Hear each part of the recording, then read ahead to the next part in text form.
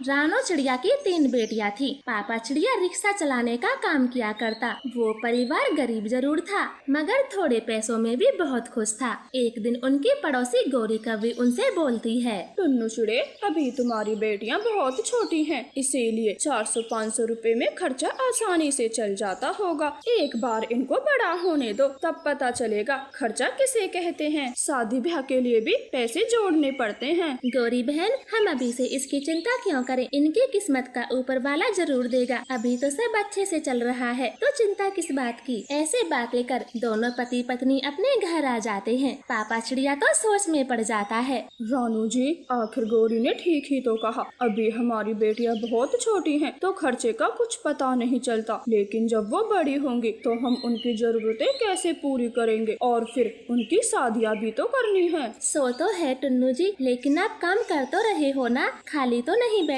अब आप खाना खा ले, बेकार में चिंता ना करें। रानू जी, मैं रिक्शे के काम से जल्दी घर आ जाता हूँ तो मैं सोच रहा हूँ शाम को जंगल से एक रिक्शा लकड़ी काट कर लाया करूँ, ऐसे कुछ तो मुनाफा बढ़ेगा। टुन्नू जी, आप दिन भर रिक्शा चलाकर थक जाते हैं और फिर शाम को लकड़ी काटने का काम, आप इतनी मेहनत कैसे कर पाएंगे? रानू जी, मैं 3 बेटियों का मजदूर पिता हूँ, मेहनत से नहीं डरूंगा। आप चिंता ना करें, बस बच्चों पे ध्यान दे, मैं हूँ ना। ऐसे पापा चिड़िया रिक्शा और एक कुल्हाड़ा लेकर निकल जाता है। वो दिन भर कड़ी धूप में सवारियों को एक जगह से दूसरी जगह पहुँचाता और दुकान वालों का भारी बोझा ढोता। फिर सूरज ढलते ही अपना रिक्शा जंगल की तरफ मोड़ लेता है। मैं जल्दी जल्दी लकड़ी काट लेता हूँ वरना अंधेरा हो जाएगा। पापा चिड़िया एक सूखे पेड़ से जल्दी जल्दी लकड़ी काट रहा था। पेड़ बहुत ज्यादा सूखा था। टुन्नू बहुत जोर से कुल्हाड़े की चोट मार रहा था। अचानक से सूखे पेड़ की कई सारी डालियाँ एक साथ टूट जाती हैं और पापा चिड़िया की दबकर मौत हो जाती है।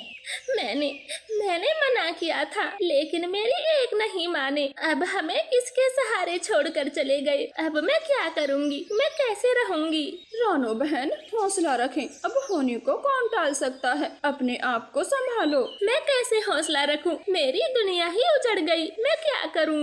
कालू, मिट्ठू, टुन्नू को लेकर जल्दी चले। रानो बहन का रो रो कर बुरा हाल है। ऐसे वो टुन्नू को ले जाते हैं। रानो चिड़िया बिल्कुल सहम चुकी थी। कुछ दिनों तक तो आने जाने वाले रिश्तेदार रानो को संभाल लेते हैं। पड़ोसी उसकी बेटियों का खाना पीना करते हैं, लेकिन धीरे धीरे बात पुरानी हो जाती है। अब रानो चिड़िया मेहनत मजदूरी करके अपना गुजारा करने लगी थी। समय बीतता गया, बेटियां जवान हो चुकी थी। रानो, तुम्हारी तीनों बेटी अब बड़ी हो गई हैं। उनकी शादी के बारे में क्या ख्याल है? हाँ गौरी, अब तो बस उनकी शादी की ही सोचती हूँ, बस यही चिंता है। एक चुड़ा परिवार है मेरी नजर में, आप कहें तो उससे बात चलाऊं?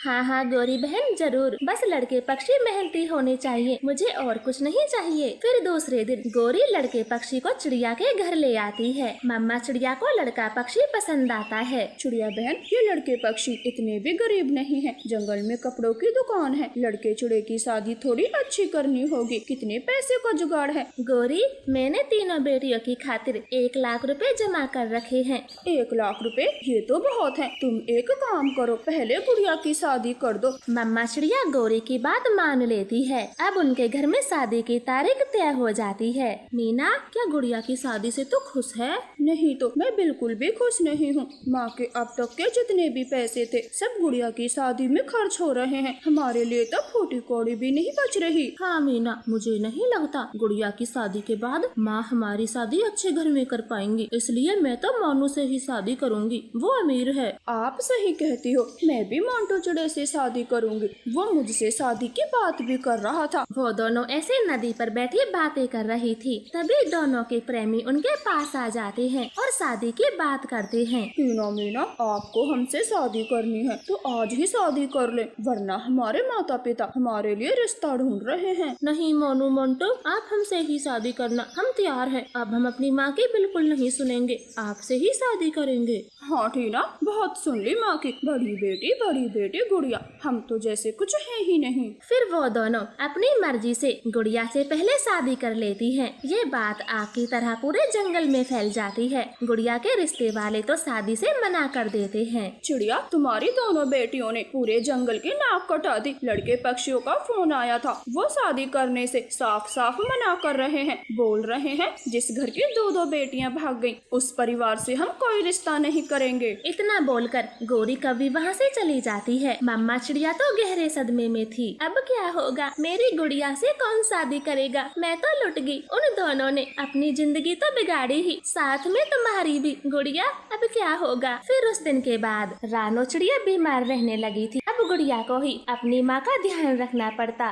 धीरे धीरे मम्मा चिड़िया बहुत बीमार हो जाती है। देखो गुड़िया, इनको किसी अस्पताल में दाखिल कर दो, अब घर में इनका इलाज नहीं होगा। बुलबुल आंटी, मेरे पास तो पैसे नहीं है, मैं अस्पताल का खर्चा कैसे उठा पाऊंगी। गुड़िया, आपकी बहन टीना मीना बहुत अमीर है, अब जो भी हुआ हो है तो वो आपकी बहनें ही, वो अपनी माँ का इलाज तो करा ही देंगी। फिर गुड़िया भागी भागी टीना मीना के घर जाती है, मगर वो तो अपनी अमीराई में इतनी मसरूफ थी कि पैसे देने से साफ साफ मना कर देती है और गुड़िया को भगा देती है। गुड़िया अकेली सुनसान जगह पर रो रही थी, तभी एक चमचमाती कार उसके पास रुकती है। आप इस सुनसान जगह पर अकेली बैठे क्यों रो रही हो? मेरी मम्मा मर जाएगी, प्लीज कोई मेरी माँ को बचा लो। उस अमीर लड़के पक्षी को गुड़िया की हालत पर बहुत दया आती है। वो तुरंत ही चिड़िया को गाड़ी में बिठाता है और मम्मा चिड़िया का इलाज करवाता है। आपका बहुत बहुत धन्यवाद, जो अनजान होते हुए भी मेरी मम्मा की जान बचाई, वरना मेरी सगी बहनों ने तो मना कर दिया था। कोई बात नहीं गुड़िया जी, बल्कि मैं तो बहुत खुश हूँ मैं किसी के काम आ सका।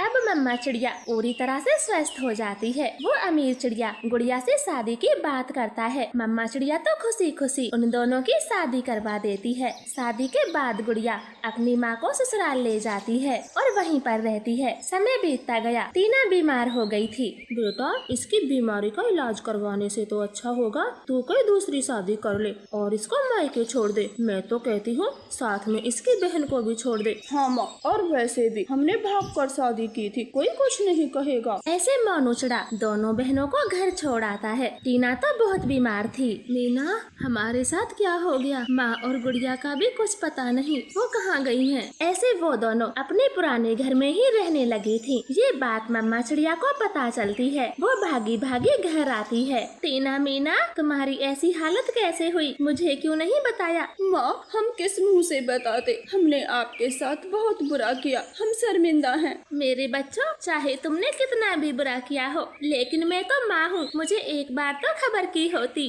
माँ, हमसे बहुत बड़ी भूल हो गई, हमें माफ कर दो, हमें बिना बताए शादी नहीं करनी थी। और देखें हमें कितनी बड़ी सजा मिली, उन्होंने इलाज करने की बजाय हमें घर से भगा दिया। फिर मम्मा चिड़िया दोनों को गले से लगा लेती है और बीमार बेटी का इलाज करवाती है, क्योंकि वो तो माँ थी। औलाद चाहे कितनी भी बुरी क्यों न बन जाए, लेकिन माँ की ममता कभी नहीं बदलती। तो प्यारे दोस्तों, इस कहानी से सीख मिलती है, अपने माँ बाप को जीवन में कभी दुख ना दें, उनका ख्याल रखें। आपका धन्यवाद।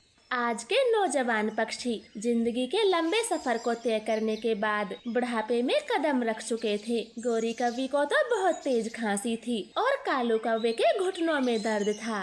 जग्गू बेटे, मेरे लिए खांसी की दवा ले आना और अपने पापा के लिए घुटनों पे लगाने की दवा ले आना। माँ, पापा, आप बूढ़े हो गए हो तो ये खांसी बुखार आम बात है, इतनी सी बात के ऊपर मुझे क्यों परेशान करते हो?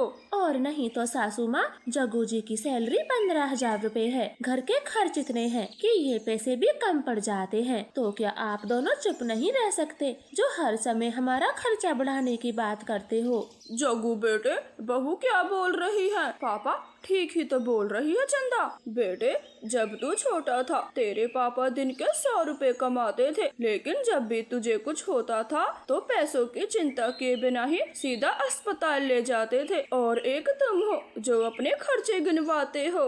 हाँ गौरी जी, फिर वो पैसे कितनी मुश्किल से चुकाता था मैं, पर देखो वही औलाद आज हमें अपने खर्चे गिनवाती है, जैसे हमने तो कुछ किया ही नहीं, पैदा होते ही बूढ़े हो गए। अपने बूढ़े माता पिता की ये बात सुनकर जग्गू कुछ नहीं बोल पाता। वो चुपचाप ही अपने काम पर चला जाता है, मगर उनकी चंदा बहू तो बूढ़े कालू गोरी से लड़ जाती है। आप दोनों कान खोल कर सुन लो, मेरे पति को घर से जाते समय रोका टोका न करो, वो काम पर जाते हैं, तुम दोनों की तरह ठाली नहीं चढ़ते। हमने तो बस अपनी दवा ही मांगी थी बहू। चुप, एकदम चुप, मुझे तुम्हारे भाषण नहीं सुनने।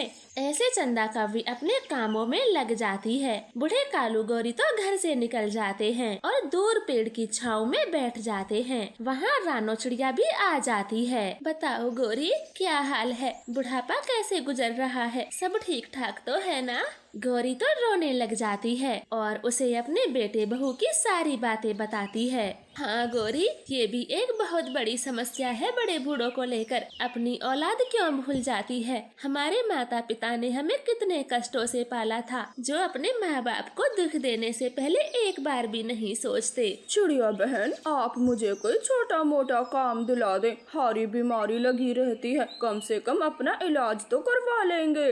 कालू, जिंदगी भर बहुत कमा लिया, क्या अब बुढ़ापे में भी कमाओगे? मेरे साथ चलो, सरकार बुजुर्गों के लिए वेतन देती है। चलो, मैं तुम्हारी पेंशन बंधवा देती हूँ। मैंने भी बंधवाई हुई है। ऐसे बातें कर वो सरकारी दफ्तर की तरफ निकल जाते हैं और चिड़िया कालू गौरी की पेंशन की बात करती है।